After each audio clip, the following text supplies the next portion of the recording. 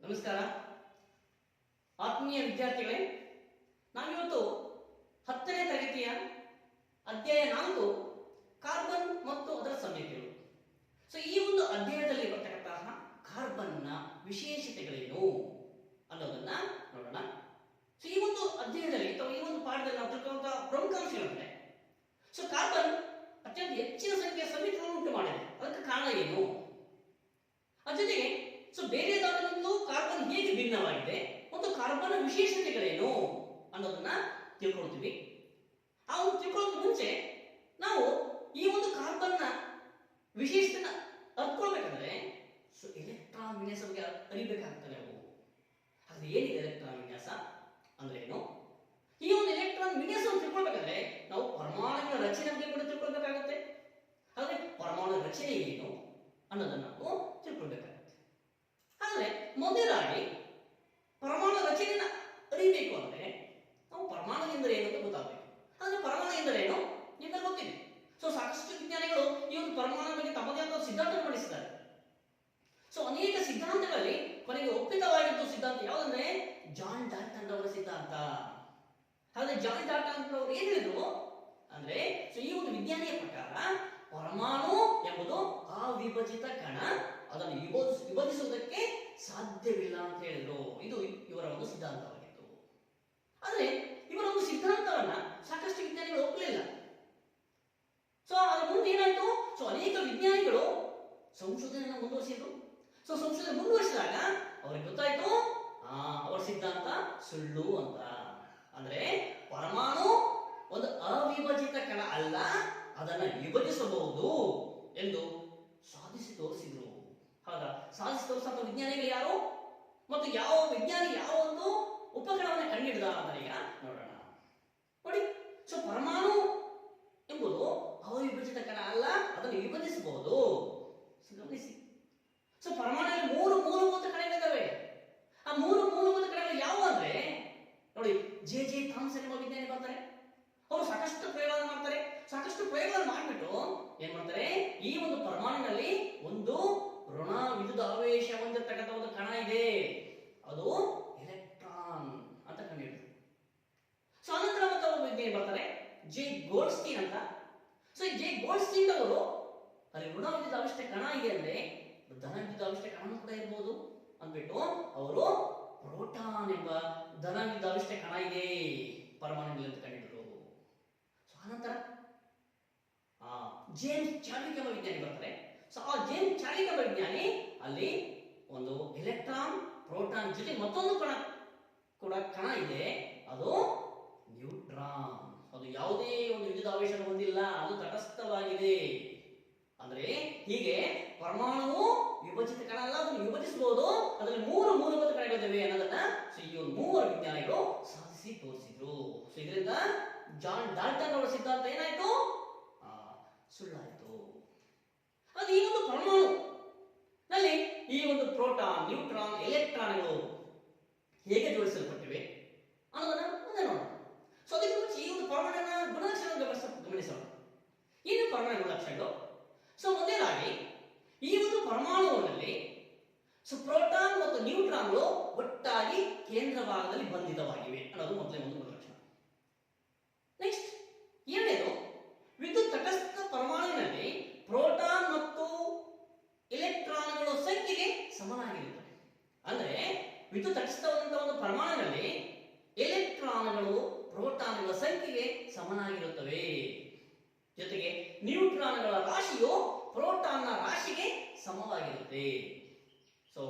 ಇಲೆಕ್ಟ್ರಾನ್ನ ದ್ರವ್ಯರಾಶಿಯು ನಿರ್ಲಕ್ಷಿಸುವಷ್ಟು ಕಡಿಮೆ ಇರುತ್ತೆ. ಅಂದ್ರೆ ಬಹಳ ಕಡಿಮೆ ಇರುತ್ತೆ. ಎಲೆಕ್ಟ್ರಾನ್ ದ್ರವ್ಯರಾಶಿ ಎಷ್ಟಿರುತ್ತೆ ಅಂತ ನೋಡಿದಾಗ ಹೋದಾಗ ಒಂದು ಪ್ರೋಟಾನ್ನ ರಾಶಿಯು ಸುಮಾರು 1840 ಎಲೆಕ್ಟ್ರಾನ್ಗಳ ರಾಶಿಗೆ ಸಮನಾಗಿರುತ್ತೆ. ಅಂದ್ರೆ ಎಲೆಕ್ಟ್ರಾನ್ಗಳು ಬಹಳ ಹಗುರಾಗಿರುತ್ತವೆ. ಹಾಗಾದ್ರೆ ಈ ಒಂದು ಪರಮಾಣು ಗುಣಲಕ್ಷಣಗಳಲ್ಲಿ ಮತ್ತೊಂದು 2 ಪ್ರಮುಖ ಅಂಶಗಳು ಇರುತ್ತೆ. ನಾವು ಏನಂದ್ರೆ ಒಂದು ಪರಮಾಣು ಸಂಖ್ಯೆ, ಮತ್ತೊಂದು ಪರಮಾಣು ರಾಶಿ ಸಂಖ್ಯೆ. ಏನಿದು ಪರಮಾಣು ಸಂಖ್ಯೆ? ಹಾಗಾದ್ರೆ ನೋಡಿ, ಪರಮಾಣು ಸಂಖ್ಯೆ ಅಂದ್ರೆ ಪರಮಾಣುವಿನಲ್ಲಿರುವ ಒಟ್ಟು ಪ್ರೋಟಾನ್ಗಳ ಸಂಖ್ಯೆಯನ್ನು ನಾವಿರ್ತೀವಿ ಪರಮಾಣು ಸಂಖ್ಯೆ ಅಂತ ಹೇಳ್ತೀವಿ. ಇದನ್ನು ನಾವು ಜೆಡ್ ಸಂಖ್ಯೆಯನ್ನು ಸೂಚಿಸ್ತೇವೆ. ಅದಕ್ಕೆ ಪರಮಾಣು ರಾಶಿ ಸಂಖ್ಯೆ ಅಂದ್ರೆ ಏನು? ನೋಡಿ, ಪರಮಾಣುವಿನ ಕೇಂದ್ರ ಭಾಗದಲ್ಲಿರುವ ಪ್ರೋಟಾನ್ ಮತ್ತು ನ್ಯೂಟ್ರಾನ್ಗಳ ಒಂದು ಒಟ್ಟು ಸಂಖ್ಯೆ ನಾವು ಹೇಳ್ತೀವಿ ಪರಮಾಣು ರಾಶಿ ಸಂಖ್ಯೆ ಅಂತ ಹೇಳ್ತೀವಿ. ಇದನ್ನು ಎ ಸಂಖ್ಯೆಯನ್ನು ಸೂಚಿಸ್ತೇವೆ. ಹಾಗಾದ್ರೆ ಪರಮಾಣು ಸಂಖ್ಯೆ ಮತ್ತು ಪರಮಾಣು ರಾಶಿ ಸಂಖ್ಯೆಯನ್ನು ನಾವು ಈ ರೀತಿಯಾಗಿ ಸೂಚಿಸ್ತೇವೆ. ಗಮನಿಸಿ ವಿದ್ಯಾರ್ಥಿಗಳೇ. ಸೊ ನಾವು ಉದಾಹರಣೆ ತೋರಿಸ್ತೀವಿ. HE ಅಂತ ಇದೆ. ಏನಿದೆ HE ಅಂದ್ರೆ ಹೀಲಿಯಂ ಅಂತ. ಸೊ ಹೀಲಿಯಂ ಧಾತುವನ್ನ, ಈ ಒಂದು ಹೀಲಿಯಂ ಧಾತುವನ್ನ ಮುಂಭಾಗದಲ್ಲಿ ಅಂದ್ರೆ ನಾವು ಕೆಳಭಾಗದಲ್ಲಿ ಒಂದು ಸಂಖ್ಯೆಯನ್ನ ಮೇಲ್ಭಾಗದಲ್ಲಿ ಒಂದು ಸಂಖ್ಯೆ ತೋರಿಸ್ತೀವಿ. ಅಂದ್ರೆ ಎಡಭಾಗದಲ್ಲಿ ಏನು ಒಂದು 2 ಮತ್ತೊಂದು 4 ಅಂತಿದೆ. ಏನಿದೆ 2 ಮತ್ತು 4? ನೋಡಿ, 2 ಅಂದ್ರೆ ಇದು ಪರಮಾಣು ಸಂಖ್ಯೆ, 4 ಅಂದ್ರೆ ಅದು ರಾಶಿ ಸಂಖ್ಯೆ ಆಗಿದೆ.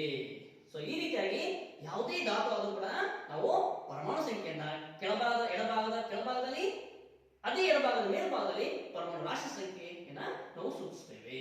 ಸೊ ಈ ರೀತಿಯಾಗಿ ಒಂದು ಧಾತುವನ್ನ ಹೆಸರಿಸುವುದಕ್ಕೆ ಅಥವಾ ಸೂಚಿಸುವುದಕ್ಕೆ ನಾವು ಈ ರೀತಿಯಂತ ಒಂದು ಪದ್ಧತಿಯನ್ನ ಬಳಸ್ತೀವಿ.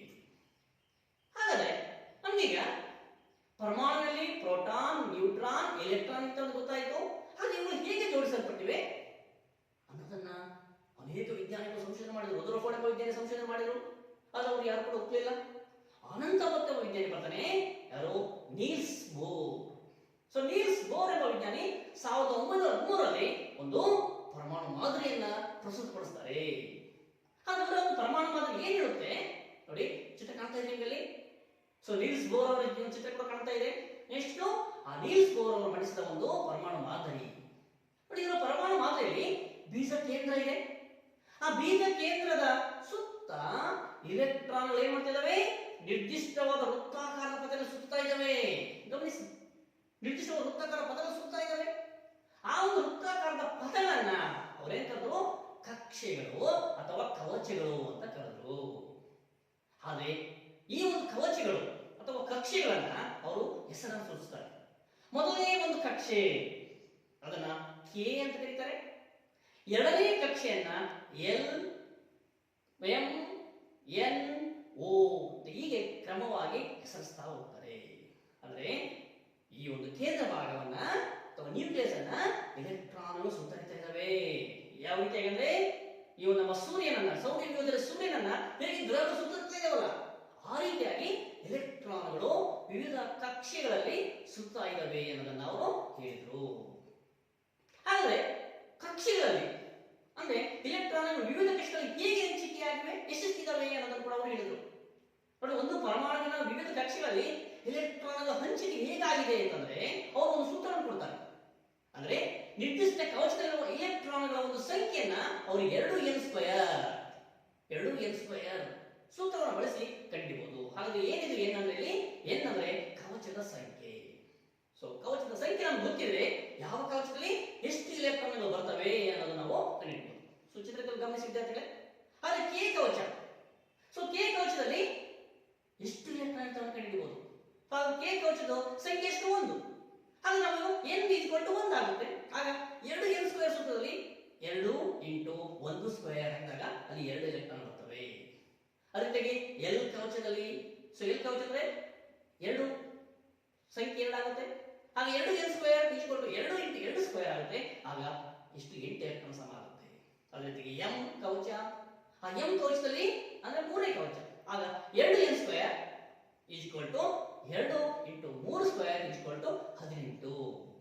ಅದೇ ರೀತಿಯಾಗಿ ಎನ್ ಕವಚ, ಸೊ ಅಲ್ಲಿ ಕೂಡ 4ನೇ ಕವಚ ಆಗಿದೆ. ಆಗ 2n² ಸೂತ್ರದಲ್ಲಾಗಿದಾಗ 2 × 4² ಅಂದ್ರೆ 16 32. ಸರ್ 32 ಎಲೆಕ್ಟ್ರಾನ್ಗಳು. ಅಂದ್ರೆ ಹೀಗೆ ಕೆ, ಎಲ್, ಎಂ, ಎನ್ ಕವಚಗಳಲ್ಲಿ ಎಲೆಕ್ಟ್ರಾನ್ಗಳು ಹಂಚಿಕೆ ಆಗಿವೆ ಅನ್ನೋದನ್ನ ಅವರು 2n² ಸೂತ್ರದ ಮೂಲಕ ಸೂಚಿಸಿದ್ರು. ಹಾಗಾದ್ರೆ ಈ ಒಂದು ಕೆ, ಎಲ್, ಎಂ, ಎನ್ ಕವಚಗಳಲ್ಲಿ ಇಲೆಕ್ಟ್ರಾನ್ಗಳು ಇನ್ನು ಯಾವ ರೀತಿಯಾಗಿ ಜೋಡಿಸಲ್ಪಟ್ಟಿವೆ? ಸೊ ಅದನ್ನು ನಾವು ಎಲೆಕ್ಟ್ರಾನ್ ವಿನ್ಯಾಸ ಅಂತ ಹೇಳ್ತೀವಿ. ಅದೇನಿದು ಎಲೆಕ್ಟ್ರಾನ್ ವಿನ್ಯಾಸ? ಅದ್ರ ಜೊತೆಗೆ ನಾವು ಈ ಒಂದು ಉದಾಹರಣೆ ಗಮನಿಸೋಣ. ಸೊ ಇಲ್ಲಿ ಗಮನಿಸಿ ವಿದ್ಯಾರ್ಥಿಗಳೇ, ಕ್ಲೋರಿನ್ ಪರಮಾಣುವಿನಲ್ಲಿ ಎಲೆಕ್ಟ್ರಾನ್ ಹಂಚಿಕೆ ಹೇಗಾಗಿದ್ದಾವೆ? ಸೊ ನಿಮಗೆ ಗೊತ್ತಿದೆ, ಕ್ಲೋರಿನ್ ಪರಮಾಣು ಸಂಖ್ಯೆ 17, ಕ್ಲೋರಿನ್ ರಾಶಿ ಸಂಖ್ಯೆ 35 ಆಗಿದೆ. ಹಾಗಾದ್ರೆ ಈ ಒಂದು ಕ್ಲೋರಿನ್ ಪರಮಾಣುವಿನಲ್ಲಿ ಕೆ ಕವಚದಲ್ಲಿ ಎಷ್ಟು ಎಲೆಕ್ಟ್ರಾನ್ ಬರ್ತವೆ? 2 ಎಲೆಕ್ಟ್ರಾನ್ ಬರ್ತವೆ. ಎಲ್ ಕವಚದಲ್ಲಿ ಎಷ್ಟು ಎಲೆಕ್ಟ್ರಾನ್ ಬರ್ತವೆ? 8 ಎಲೆಕ್ಟ್ರಾನ್ ಬರ್ತವೆ. ಎಂ ಕವಚದಲ್ಲಿ 7 ಎಲೆಕ್ಟ್ರಾನ್ಗಳು ಬರ್ತವೆ. ಗಮನಿಸಿ, ಸ್ವಲ್ಪ ಚಿತ್ರ ಕಾಣ್ತಾ ಇದೆ. ಅಂದ್ರೆ ಈ ಒಂದು ಪರಮಾಣು ಕೇಂದ್ರ ಭಾಗವನ್ನು ಪ್ಲಸ್ ಚಿಹ್ನೆ ಗುರುತಿಸಿದ್ವಿ. ಪ್ಲಸ್ ಏನು ಯಾಕೆ ಪ್ಲಸ್ ಅಂತ ಹೊರಸರು? ಯಾಕಂದ್ರೆ ಅದರಲ್ಲಿ ಪ್ರೋಟಾನ್ ಇರ್ತವೆ ಕೇಂದ್ರ ಭಾಗದಲ್ಲಿ, ನ್ಯೂಕ್ಲಿಯಸ್ ನಲ್ಲಿ. ಅದಕ್ಕೆ ನಾವು ಯಾವಾಗಲೂ ಧನಾತ್ಮಕವಾಗಿರುತ್ತದೆ ಕೇಂದ್ರ ಭಾಗ. ಈ ಒಂದು ಧನಾತ್ಮಕ ಕೇಂದ್ರ ಭಾಗ ಎಲೆಕ್ಟ್ರಾನ್ ಸುತ್ತುತ್ತಾ ಇದೆ. ಅಲ್ಲಿ ಗಮನಿಸಿ, ಆ ಒಂದು ಕೇಂದ್ರ ಭಾಗದಲ್ಲಿ ಎಷ್ಟು ಪ್ರೋಟಾನ್ ಇದೆ, ಎಷ್ಟು ಎಲೆಕ್ಟ್ರಾನ್ ಇದೆ ಗಮನಿಸಿ. ಕ್ಲೋರಿನ್ ನಲ್ಲಿ ನೋಡಿ 17 ಪ್ರೋಟಾನ್ಗಳಿದಾವೆ, 18 ನ್ಯೂಟ್ರಾನ್ಗಳಿದಾವೆ. ಅದಕ್ಕೆ ಅದು ರಾಶಿ ಸಂಖ್ಯೆ 35 ಆಗುತ್ತೆ. ಸೊ ಅಲ್ಲಿ ಮೊದಲನೇ ಕವಚದಲ್ಲಿ 2 ಎಲೆಕ್ಟ್ರಾನ್ ಸುತ್ತುತ್ತಾ ಇದ್ದಾವೆ, ಎರಡನೇ ಕವಚದಲ್ಲಿ 8 ಎಲೆಕ್ಟ್ರಾನ್ ಸುತ್ತುತ್ತಾ ಇದ್ದಾವೆ, ಮತ್ತು ಮೂರನೇ ಕವಚದಲ್ಲಿ ಎಷ್ಟು 7 ಎಲೆಕ್ಟ್ರಾನ್ಗಳು ಸುತ್ತಾ ಇದ್ದಾವೆ. ನಾವು ಈ ರೀತಿಯಾಗಿ ಎಲೆಕ್ಟ್ರಾನ್ ಒಂದು ಹಂಚಿಕೆಯನ್ನ ನಾವು ಕವಚವಾರು ಈಗ ನಾವು ಸೂಚಿಸಬಹುದು. ಹಾಗಾದ್ರೆ ಈ ಒಂದು ಎಲೆಕ್ಟ್ರಾನ್ಗಳು ಮತ್ತೆ ಯಾವ ರೀತಿಯಾಗಿ ವ್ಯವಸ್ಥಿತಗೊಂಡಿವೆ ಅನ್ನೋದನ್ನ ನಾವು ಎಲೆಕ್ಟ್ರಾನ್ ವಿನ್ಯಾಸ ಅಂತ ಹೇಳ್ತೀವಿ. ಸೊ ಈ ಒಂದು ಎಲೆಕ್ಟ್ರಾನ್ ವಿನ್ಯಾಸ ಅಂದ್ರೇನು, ಸೊ ಎಲೆಕ್ಟ್ರಾನ್ ವಿನ್ಯಾಸ ಬರೆಯೋದು ಹೇಗೆ, ಮತ್ತು ಈ ಒಂದು ಎಲೆಕ್ಟ್ರಾನ್ಗಳ ಒಂದು ಹಂಚಿಕೆಯಲ್ಲಿ ಯಾವ ಕವಚ ಬರ್ತವೆ, ಉಪಕವಚ ಬರ್ತವೆ ಮತ್ತು ಕಕ್ಷೆಗಳು ಬರ್ತವೆ, ಅವುಗಳ ಬಗ್ಗೆ ನಾವು ಡೀಟೇಲ್ ಆಗಿ ನೆಕ್ಸ್ಟ್ ಕ್ಲಾಸ್ ಅಲ್ಲಿ ತಿಳ್ಕೊಳ್ಳೋಣ. ಓಕೆ, ಧನ್ಯವಾದ.